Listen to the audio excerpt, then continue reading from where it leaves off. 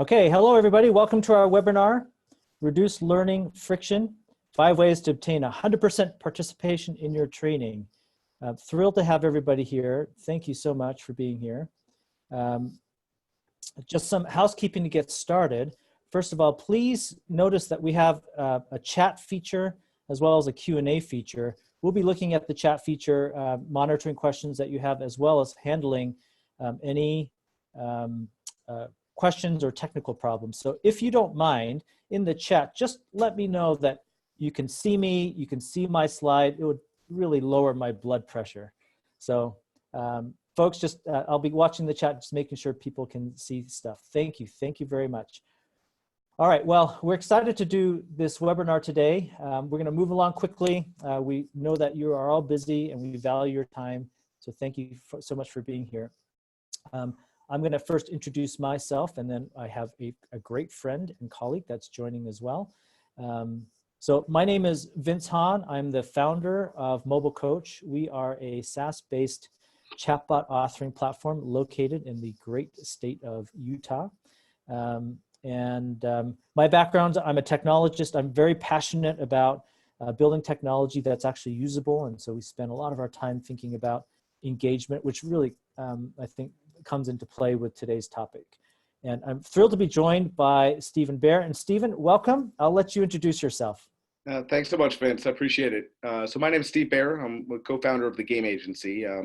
So we are a custom software development company focused on training and education games. And we also are the creators of a platform called the Training Arcade, which is a SaaS platform focusing on building training games for both schools and corporations.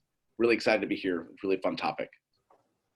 Great, thank you, Stephen. And just I just want to spend a minute telling the story of how this joint webinar came about. So we've been looking at we go to trade shows and we are out there and we have seen the game agency, and it started forming a friendship and a collegial relationship. And as we started talking about business, we realized that we have a lot in common in terms of our passions, our sensibilities. And we said, hey, you know, we've learned a lot in our respective businesses. What kind of things could we share to our audience? And when we brainstormed on that, this came together pretty quickly around, you know, a huge challenge that corporate trainers have is friction, learning friction. And we're going to talk all about that today and share some of our experiences. So I'm thrilled that Steve has joined me. We're actually joking earlier where now I'm very intimidated because Steve is so smart and has so much experience. I'm gonna have to work really hard so that I'm not, you know, I can sort of catch up today. I think it might go the other way around, but we're excited about this. It'll be fun. All right. So in this webinar today, here's what we're going to cover. We're going to define learning friction, and then we are going to cover 5 solutions. Hopefully these will be practical, sensible solutions for you if this is a topic that is relevant to your organization. Of course, the game agency, Mobile Coach, we're going to talk about games. We're going to talk about chatbots and why they're necessary and really great solutions to make a frictionless training experience. And then lastly, we've actually done some really fun work together. We're going to show off a little bit at the end of the webinar today. Throughout the webinar, if you've got questions, if you find that you'd like us to talk about a topic in more detail than we are, please chime in. If you think that we're moving along too slowly, just let us know. Just give us a little, you know, a nudge in the chat, and we'll make sure we'll move things along. So let's start by defining what learning friction is. And to help us do this, we've created a poll. So we're going to have, you'll see a poll get launched momentarily. And if you don't mind, there are 2 questions in the poll. So just take a minute and answer the poll. And I think it'll be really useful to see what you as the audience are thinking about in terms of learning friction. We'll actually review the poll results just in a minute. So we'll launch the poll now. In fact, now I'm being told that I need to launch the poll. So I'm going to do it, hit launch poll. So now every time I have to multitask, the older I get, the more stressful multitasking becomes. That's friction right there for you. But I've just launched the poll. So someone please answer the poll so I know that it's working. I see poll answers, great. So please take a minute, answer those 2 questions, and I'll end the poll in a minute. So what is learning friction? To me, there are 2 aspects of learning friction. and one is psychological. And that's sort of like, well, I'm not really interested in the training, and so I'm going to be resistant to any, to really wanting to learn, to really engaging my mind. That's a significant piece of learning friction that I think we all are familiar with. Now, not all training is going to cause learning friction. There'll be trainings where I'm more personally invested in, but there'll be others where it will feel like, do I really have to do this? I'm, too busy for this. And so there's psychological learning friction. There's also logistical learning friction in that, oh, wait a minute, I know I need to take that training. Where do I go again? Oh, and there's how many steps that I have to click, and what's my password again, and where's that URL? So all those things, or sort of logistical obstacles, can also represent learning friction. So that's how I define learning friction. Stephen, can I ask you when you think of learning friction, what do you think about? Well, no, I think I would second both of those. It definitely is. There's psychological. There's a lot of reasons. And one of the people asked in the chat, are we talking about new employees or are we talking about existing employees? And it really doesn't matter. At the end of the day, this is just a people thing, right? People have all sorts of reasons they don't want to do things, right? So there's definitely the psychological behind it. And actually, it's really interesting. So we're seeing, if you look at these results, we're seeing that it's all over the place, but we're seeing that both 50% of people seem to be engaged, and that we think there's about a 50% retention, which I actually will talk about in a minute, I think is actually high. But the reality is that we're constantly seeing that people psychologically don't want to do things, and we're seeing that there's lots of reasons technically why they can't do things. So we'll talk about all that. Great. Thank you, everyone, for participating in the poll. I'm always interested in, what your initial thoughts are when we have questions like this. And let's just take a minute to review the poll. I did click on sharing poll results, so I'm hoping everyone can see them. Just chime in the chat if you can't see the poll results. But let's just take a minute and review them. So this first question, on a scale of 1 to 5, how engaged are your learners? 1 being not engaged and 5 being completely engaged, as Stephen alluded to. The majority, 71% of you said that about 50% engaged. Well, in school, that's still an F, but hey, it's better than the first 2 options. The second question, a month after a training course, estimate the average retention rate for your organization. So again, here, the 53%, so the majority of you said 50%. And maybe that's, I'd be curious, a good follow-up question would be, is that acceptable? Is that an acceptable number in terms of the organizational investment in that training to have 50% retention? I'd be curious, maybe in the chat, I'll ask that question informally. Answer, is that an acceptable rate of retention? I'd love to get your take on that. So let's dive into some of the solutions. To do that, I've asked, as Stephen and I were preparing for this webinar, he had this model that he wanted to talk about to set the stage for our solutions. And so Stephen, take it away. Yeah, so this is a really common model, and I can't take ownership of it. We've actually seen a lot of sources where it's been built and rebuilt and reused. And quite honestly, I wanted to use this as a framing to just start the conversation. Ultimately, I think you're going to see some people are going to find that their training is incredibly effective. Some people are going to find that it's incredibly ineffective. And I think it talks about starting with, what type of training are you doing? What type of media are you doing? Are you doing lectures, reading, audio, visual, so on and so forth? I break that down, and this model does exactly that, into both passive and active training experience. And my premise is, the more active your training can be, and there are lots of ways of making active training experience, the more that people are going to retain. And it's really just because people are getting their hands on your content and they're engaging with it on a much deeper level. So I wanted to kind of start there. And I think a lot of what we're going to be talking about leans in that direction. But I think that it's important to almost look at this and say, okay, interesting enough, if you look at this chart, 50% falls around using discussions. And everything below that, demos, audio, visual, reading, lectures, it's really someone sitting there and watching you as opposed to getting their hands dirty. And that's where things start to, if that's what you're doing exclusively, start to fall off from a retention standpoint. Yeah, to me, this is like a common sense type of check for me when I look at this and I think about how I learn things. of course, when I'm more involved in sort of more of the active activities that are displayed on this chart, I know that I'm just going to learn and retain things more effectively. So it's a really helpful model to get started with. So we have 5 solutions that we're going to recommend to you to make learning less, what's the word? More frictionless. That's what I'm trying to say. And so let's go to number 1. So our first solution we would like to recommend is microlearning. So what is microlearning? Microlearning is bite-sized and easy to consume training. We say here 3-minute blocks, it's just short. And microlearning has been a buzzword over the last few years, but the principle is short, bite-sized, consumable learning. And I think that this is particularly important in the workplace because in the workplace we have this idea of workflow. And if I can consume learning within my workflow, and that provides more context for me versus sometimes being in a long workshop where I'm taken away from the context of my work environment.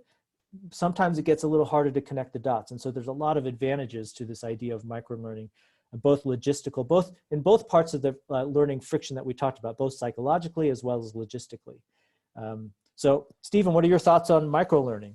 Yeah, so I have a few thoughts on this. The first one is actually, I almost want to comment, well, no, not almost want to, I'd like to comment on one of the things I just saw in the chat. Sometimes I hear this a lot.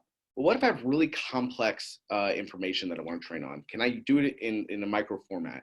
And I actually think that when it's complex, it's even more important to do it in a micro format. I think that in many ways, you can take things that are very detailed, very deep information and break it up into bite size, and you're going to have a better chance of having people retain that information as a result.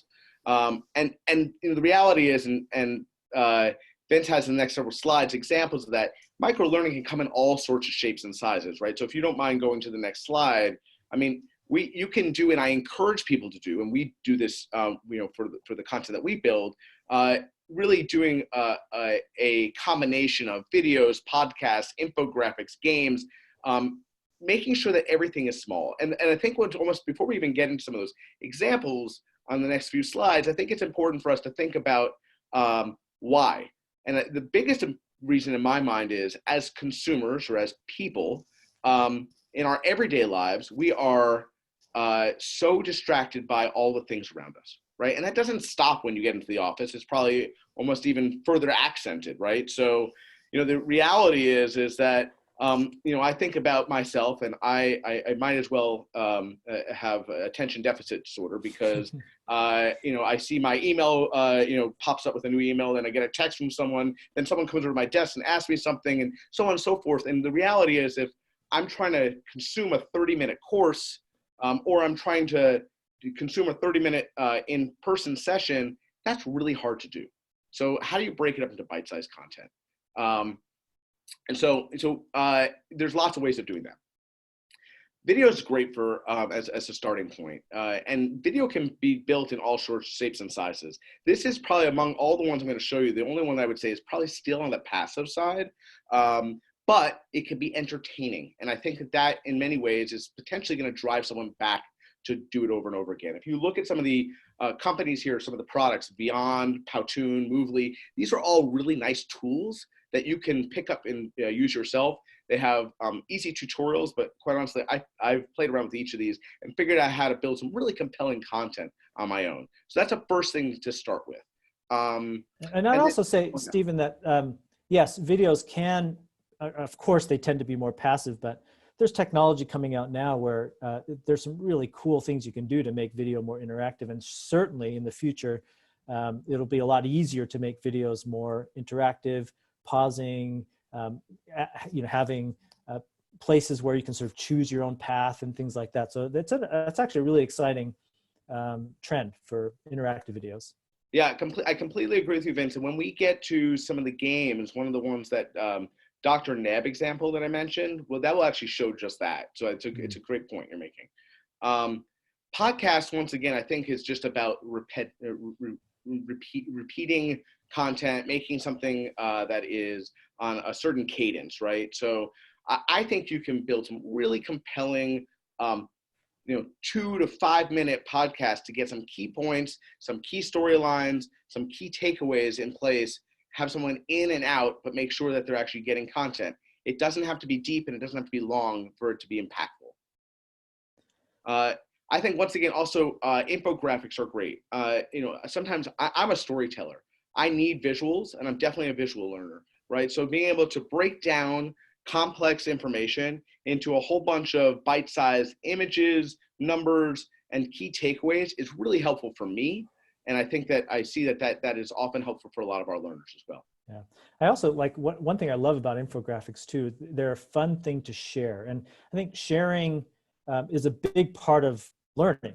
And so I think that oftentimes when we're designing training, if you can think about, how can I make this learning experience one where where your learner will want to talk about it and share what they've learned. And if I go and share something that I've learned, my retention rate for that learning is going to be so much higher. And infographics are just a great way to do that.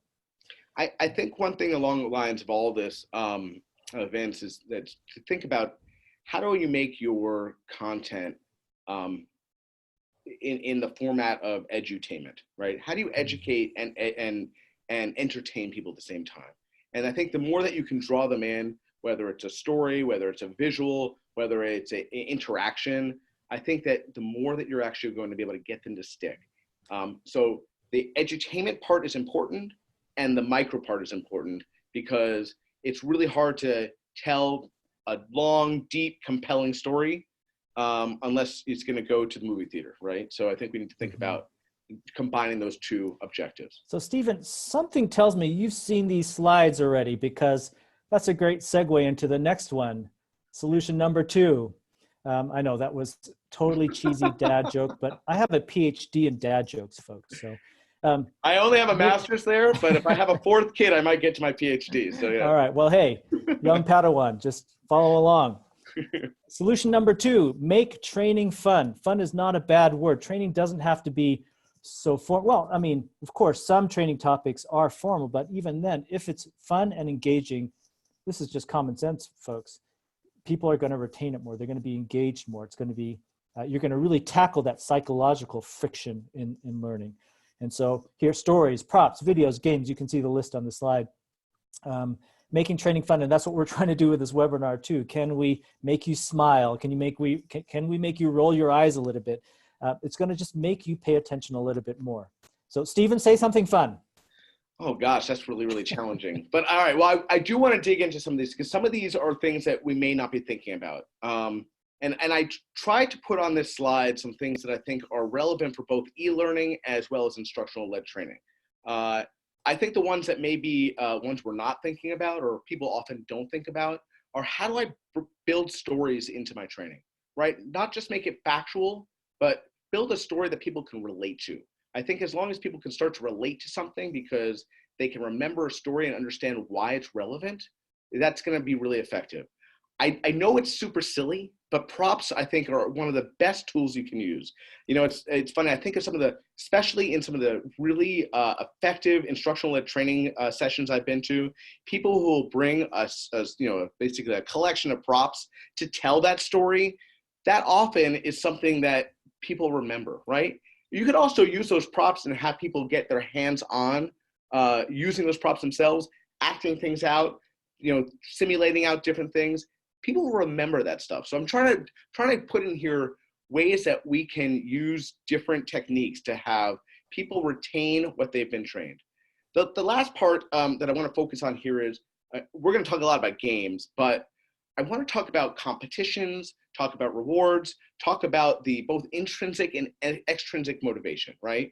So we focus on that, as you probably would not be surprised over the game agency a lot, is how do you tap into the things that people want to be better at, right? And what's driving them to be the best of themselves?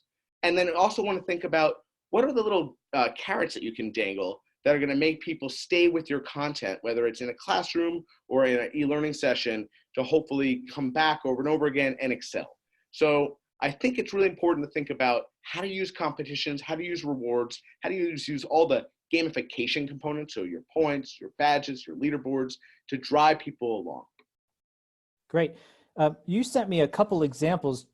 Should we show a few or? Yeah, that would be great. And we can just pop them on each really quickly, and I can just talk about them slightly. So this is where Stephen's asking me to multitask. Now I have to like exit my slide, click another tab. Gosh, you're doing great, Vince. You're doing great. If Stephen's mustache hasn't thrown me off already, here we go. So I'm going to hit play on here. So this very first example is, this happens to be our learning management system, Motivate Cloud, but I use this because I believe our platform is like many in the market today in that we're focused on using games, using gamification, really to engage people. We're using badges to tell a story. We're building tangible rewards into it that people can get, and we're trying to drive people along. This one happens to be, as you'll see here, it's all about that learning journey, right? So we literally built out, a flight plan of all your courses that you could take, all the cities around the world where this client, it's L'Oreal, happens to have key places to be. You can win badges based on all their products, and the whole idea is really to engage people on a deeper level. I use this because this takes the concept and brings it to life with a story, and B, visuals that are very much on brand and very much about driving that person along. So I think that's all I wanted to show here, but hopefully that's a good starting point as it pertains to this example. This next example, Vince, goes along what you were talking about earlier, is how do you make video interactive, right? And so we built out here was, this uses the Training Arcade, which is one of our platforms also, and we built out here a simulation that is all about doctor-patient engagements, right? And mini videos. In this case, it happens to be all illustrated animated video, but you can do green screen video. You can do even stills with text boxes. It's about driving that story and having then the player weigh in and actually participating in what direction that story going to go. So you choose your own adventure, if you will, right? And I think that's really important, is how do you build compelling content? Here you can see the players are actually deciding what's the doctor going to say, how are they going to respond, and what path is this conversation going to go down. This is great for soft skills, right? So whether it is doctor-patient engagement, or quite honestly, anyone in professional services that regard sales training, customer service training, this is a way to get someone engaged in a very safe zone, and to practice those skills and fail and learn how to succeed in the future. Yeah. So wanted to give that another example. Yeah, and by the way, these are really cool examples. And for those of you, of course, you can see the URLs on the screen, but we'll send you these links as well after the webinar if you want to review them in more detail. This last one is showing a scavenger hunt and how you can use this in your instructional web training. And I love this as a tool because one of the things that we pride ourselves on is getting, excuse the language, but people's butts out of their seats and actually moving around, engaging with each other, engaging with the material. And we believe that is driving a greater retention, right? The more that you're sitting and you're just watching or listening, the less that it's going to be impactful. The more that you actually are hands-on, are talking about it with your colleagues, or participating with the content, the more it's going to stick. So I'm a big fan of using scavenger hunts and quite honestly games overall at events. And we find that it really drives a much deeper level of engagement. It has people competing, it has people collaborating, and it quite honestly has people remembering, which is the most important. That's great. So that all sounds really fun. And that's a pretty obvious solution, but sometimes it's actually hard to do and keep in mind. So we encourage you to make the fun aspect a big part of your engagement strategy with your training programs. Let's go to solution number 3. So make training mobile. Now, this is something I know a little bit about here at Mobile Coach. And the principle here is to meet people where they are. We all have our mobile phones with us, and we all have seen and have struggled with the data around how much we're attached to our phones for better or for worse. But again, if we're talking about frictionless, the number of steps it takes me to see something on my phone is obviously more frictionless than other means of getting to content. So this is a really telling statistic on this slide where the average person checks their phone 63 times per day. I wonder if I don't know how many times I do. I need to count it, but I wonder if I'm above or below that average. It might be scary to know, but make training mobile. So Stephen, what would you have to say about this? Well, so we're big believers in making things fully responsive, and quite honestly, more and more we're building mobile solutions. Rohit said something here that I think is really interesting in the chat, which is focusing on creating human connections. And that doesn't have to necessarily just be in stories. It's one of the things that I love about Mobile Coach, right, is that you're actually engaging with somebody and you're speaking to their every, to who they are and going down a path that's relevant and giving them information they need. And quite honestly, we're all used to that on our phones and having immediate access, immediate answers. And I think it's really important to have that be part of our training strategy overall. One of the things I also want to mention, and I saw further up in the chat, someone mentioned something about, well, is an infographic really training? And quite honestly, one could say, is it game training? Is a chat training? The reality is, in my mind, training comes in all shapes and sizes. It's about delivering information and making somebody a smarter person or more effective person in the long run, right? So that may be, in my mind, that can come in any shape or size as long as it's actually accomplishing that goal. And I think mobile is a great and quite honestly a critical place to do so. Thanks, Stephen. One of the interesting things I've noticed over the last few years with mobile is maybe 4 or 5 years ago when we were trying to work with organizations and delivering mobile-based training, was this unclear policies around how organizations should treat training on a mobile device, because so few companies were purchasing phones for their employees. And so, there was this policy debate of what do we do?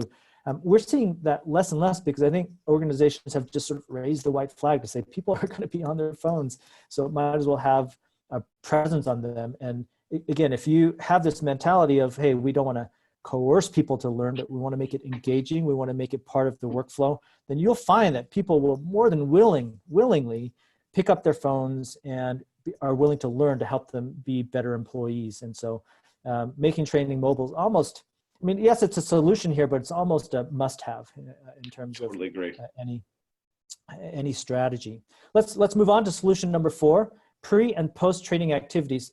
Stephen, why don't you introduce this solution for us? Yeah, so we actually originally made this about pre-assessments, and in 11th hour, unbeknownst to Vince, I changed this to focus on both pre and post, because I really think it's important when you think about your training, once again, whether it's e-learning or instructional-led training, is you look at the full cycle, right? So I think it's really important to excite your learners up front, right? And I think that can be by telling stories, by building entertaining content, but I think in that process, it's not only delivering some information, but it's also assessing what they know. I think that's really important to do up front, and we'll show you some tools that can do that. At the tail end, though, I think it's equally important to say, all right, well, we got you excited, we gave you some basic information, we brought you in for either a course or for a full day or 2 or 3, but we got to keep delivering more information. So how do you continue to make that learning path a successful one, right? So we really believe in looking at it as a full life cycle. And if you jump to the next slide,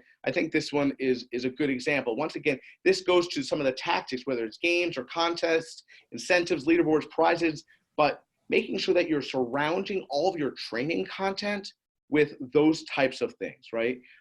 We have a platform that we recently launched called the Challenge Hub that focuses on this.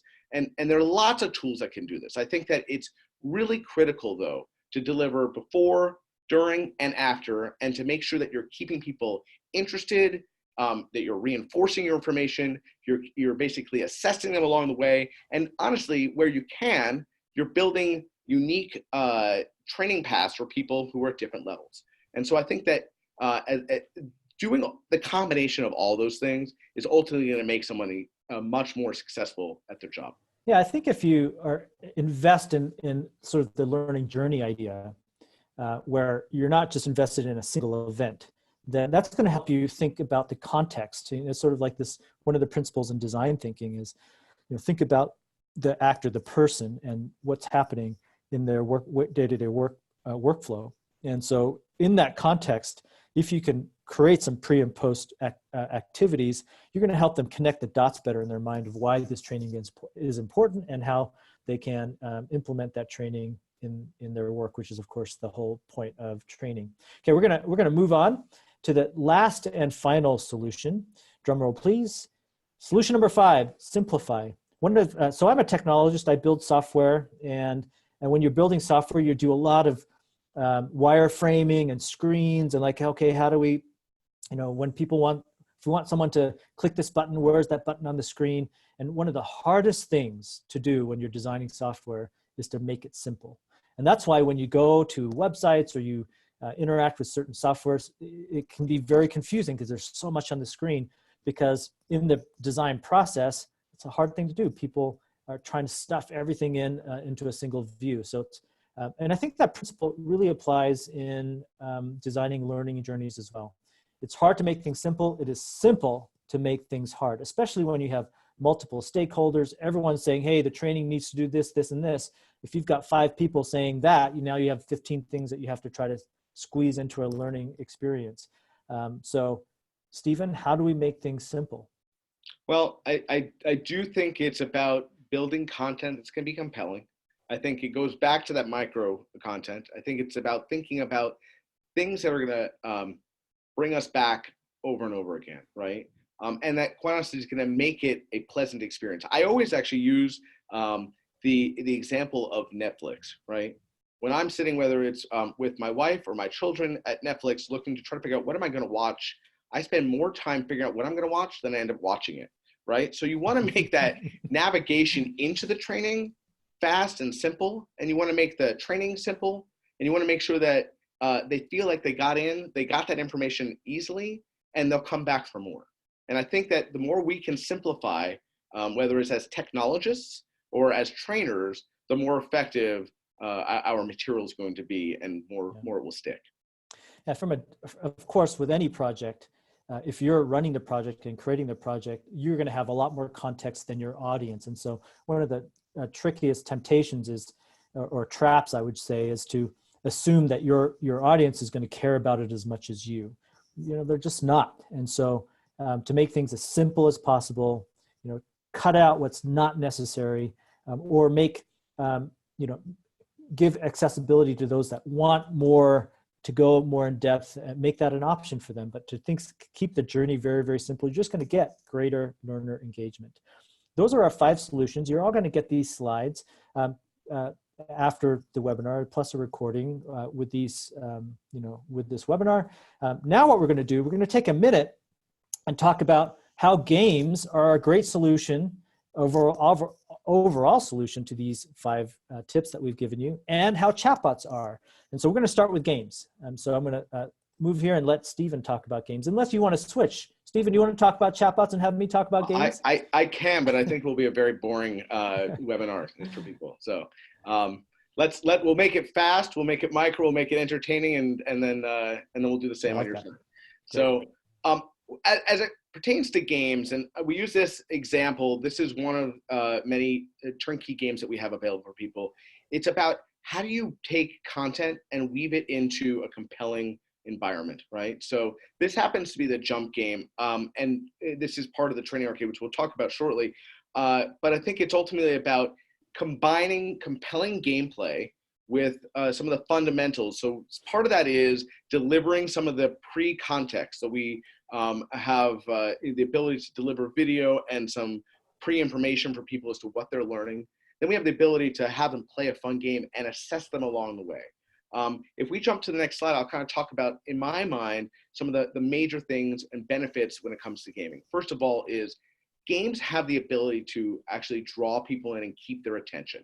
And I think that's really critical. I think that is, when we talk about the friction, often, it is, I am so bored, or I am so distracted, or I have too many things to do. Games draw people in and keep them there. And I think that's really important. They also have the ability to be just naturally, they're competitive and they're collaborative. And as a result, they bring some amusement and they bring people back over and over again. And, I often use this study. We did a study of 1,000 games from the training arcade and saw that the average person came back 3.1 times to play the game. Each session was about 6 minutes. So about 18 minutes in total. But the 3.1 is the one that I always focus on, because I say to trainers often, how often is it that your learners say, I want to come back for 2 more sessions of your training to do the exact same thing I just did, right? Not very often. And I think that's really important, because one of the things is, you build compelling content into your games, you can draw people back over and over again, and you're going to reinforce that information. And that's going to drive better retention. And that's the last thing is, the greater the retention, obviously the more effective they're going to be. I think no, that's okay. Sorry, Vince, you can jump ahead. And the more retention, the greater the ROI of your expense. These are a bunch of examples of games that you can do. The wonderful thing about games there are literally hundreds of game mechanics out there. And we have, dozens and dozens over at the game agency and a lot in Training Arcade, but it's about mapping the right game to your content, right? So what is your training objective? What is your performance objective? What do you want somebody to be able to do when they're done with your training? Do you want them to be better communicators? Do you want them to understand your product better? Do you want them to understand process better? And there are lots of different games, and identifying the right one is important, because if you do, you can really use it as a real simulation to drive those skills and those performance objectives. Yeah, that's great. Thanks, Stephen. And I'm going to talk about chatbots now just very briefly. And for those of you on the webinar, thank you for hanging in there. We actually did a really cool, this is going to blow your mind, but a chatbot plus a game integration that we want to show off. I'm going to show that off in just a couple of minutes. So I'm going to talk quickly about chatbots, and then we're going to show that off to you. I would love to get your feedback on what we did. So chatbots. Chatbots keep the learner's journey moving. So the principle behind a chatbot is, from a software perspective, a chatbot is a conversational user interface. And that means the user interface is a conversation. And so you can see on the left, it's chatting. And a chatbot can be on a mobile device, like the screenshot shows here, or it can be on a desktop through a chat window, versus a graphical user interface, which is more traditional software where you've got menus and buttons. And there's a place for both. We're not here to say that a chatbot should be all software. But there are times and places where a chatbot's just going to be so much more engaging than traditional software. Traditional software usually means username and password. It usually means a learning curve of figuring out, okay, where's my app again? And how do I do this again? And how do I search for this again? So the number, just the logistical number of steps for the user to get from, hey, I need that content, to get to that content, in a traditional graphical user interface is many more steps than just simply chatting.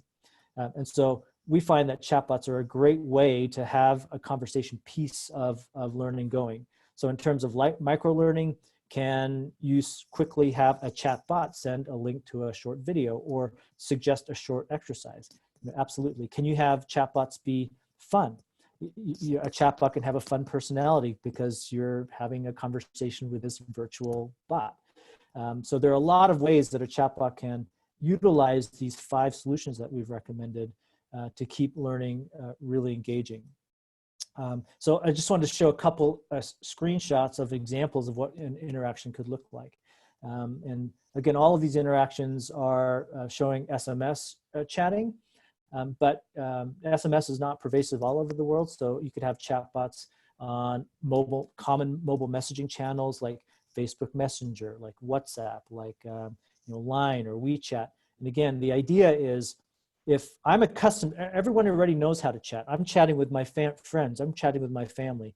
If there's a chatbot that's adding value to my life, and particularly my work life in this context, then we have found that people are more than willing to also chat with the chatbot. And so can you have your chatbot on the same messaging channel where I'm accustomed to messaging my inner circle of friends and family and colleagues? And if you can do that successfully, you can have unprecedented access to the learning journey of that learner. So it can be a very compelling way to make learning extremely frictionless. So that's our spiel about chatbots. I now want to invite at Mobile Coach, we have a director of chatbot design who just coincidentally has a master's degree in game design. Paul, are you on the line? Yes, I'm here. All right. Thanks, Vince. You bet. Paul, I'll let you show off what you did here. Yeah, thanks. I'll start my video here. So yeah, this is a I'm really excited about this. This is an integration between the training arcade and mobile coach.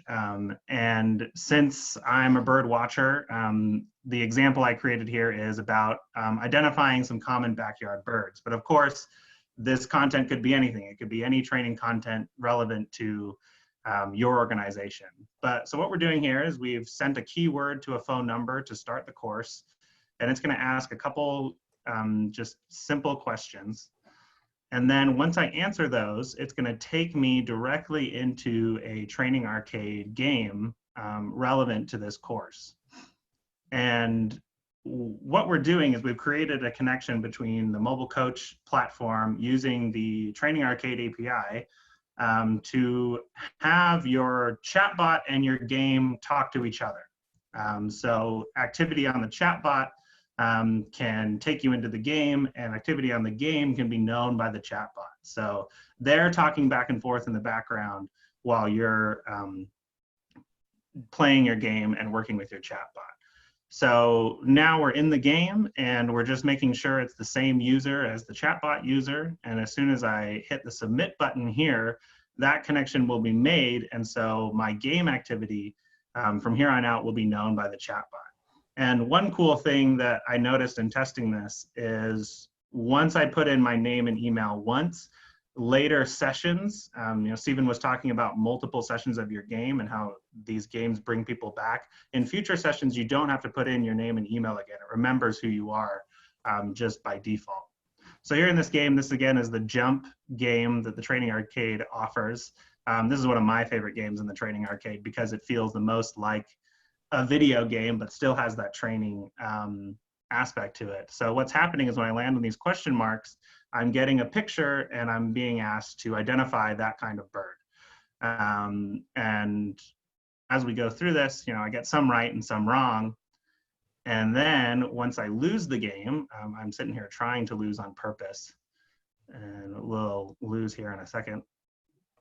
And what happens is the second this session is over, the training arcade tells the chatbot what questions I answered, how many times I answered them, and if I got them right or wrong. And so now that I finished the game, you'll see a text pop up on my screen. I'll go back into my chatbot. And this is really the magic, what happens right here. So it says, I recommend studying the house sparrow. Out of 14 attempts, you have identified correctly 7 times. Learn more about the house sparrow here. And that's really the experience we want to create with this integration. We want you to play the game, learn the content, dig in, but then what the chatbot can do, living up to our name of mobile coach, the chatbot can identify, okay, here's your strengths, here's your weaknesses, let's try to improve. So let's learn, let's study some content, and then let's dive back into the game and try to improve in our next play session. And one quick story about this. So when we made this demo, I sent it out to my team, had them try it. And one of our colleagues, she got really into it. She wanted to be at the top of the leaderboard. So she played the game multiple times. And then her husband walked in the room while she was playing, and he said, I didn't know you knew anything about birds. And because she was answering every question right. And that's because she had done the game multiple times. And I think that story encompasses everything we're talking about here. It got her to learn something new, it got her to care about it, and it got her to interact with it multiple times. And I bet if I showed her those pictures today, she would still be able to identify those birds. And again, birds don't matter. It could be any content, but that's the power of the games and engagement and this frictionless experience. It's on her phone, it's easy to access. She wanted to play, she wanted to be at the top of that leaderboard. So again, I'm really excited about this. I think you can do a lot for training in general. Well, Paul, I will say that birds do matter. Hashtag birds matter. Yes, thank you. Thank you, Vince. Stephen, I'm sure you've never heard stories of people being so engaged in a game they actually learn something in spite of themselves. I love those stories. And quite honestly, it makes me feel great about what we've built. We also have a really cool pipeline of a bunch of more games coming out there. And so I love hearing that people are able to build games pretty quickly with the content that's interesting to them, but probably more important than that it's effective in actually driving that learning experience. So that's great. I hadn't heard that yet, Paul, and I appreciate you sharing that. Yeah, you bet. For sure. Well, I'm willing to stay on just for a few more minutes and seeing if anyone has any final questions. And please put them in the chat. We're happy to answer those questions. Just a matter of housekeeping. Again, I've said this a few times already, but everyone look out for an email with a recording, link to the recording and these slides. If anyone has any questions even after today's webinar about your situation, about ideas that you have, please reach out to either Stephen or myself. You can see our contact information on the screen. Any questions? Vince, I am seeing one question, which is about how long it takes to develop this game and integrate into chatbot experience. So I'm going to answer the first part in two ways, and then I'll ask that Paul validate the second part and answer the third. So we've now built 8 games into the training arcade, and we have probably 4 more coming out this year, which we're really excited about. For us to build the games, they're normally 2 to 4 month cycle to build out the games and build them into our platform. But I think your question that is being asked by Melissa is, how long does it take you as a trainer to actually create a game? So we've designed all of our games so that really, as long as you have the content, you can build a game yourself in under 30 minutes. So I'm curious, Paul, you built this game, right? I think you built the one that you showed. Yeah. Was that pretty consistent with your experience in building it, or taking? Yeah, definitely. Yeah. So building the training arcade side of it, and I didn't have any training. Game agency didn't tell me how to use it, so I just jumped in and could click around, and it was very intuitive. So yeah, I would say about a half hour to build that part, and really only about an hour to work out the integration between the chatbot and the game. So definitely, this is the kind of thing that if, like Stephen said, if you have the content and you know what you're going for, it's very low barrier in terms of time and resources in order to get in there. Yeah. So maybe just to follow on that, those answers, guys, functionally, for someone to be able to create a game agency game, Stephen, what do they do they need a license, or how does that work? Well, yeah, thanks for asking. So if you go to thetrainingarcade.com, you can sign up for a free 2-week trial, play around with the tool, and we're happy to sit down on the phone and work through building a game with you if you'd like that. As Paul said, it's pretty intuitive, do it yourself, but sometimes some people prefer that. So we're happy to build a game with you, and there are 8 different games that you can play around with, and you can today subscribe to either one or all 8 of them, and it's an annual subscription, but pretty straightforward. Stephen, there's also a question just popped in from Lisa that I think pertains to you. Oh yeah, so eLearning Brothers. We work with eLearning Brothers on a very deep level. They are a reseller of our platform, and that you can use all of the games if you're buying them through them, through us, or any other resellers. It doesn't matter to us.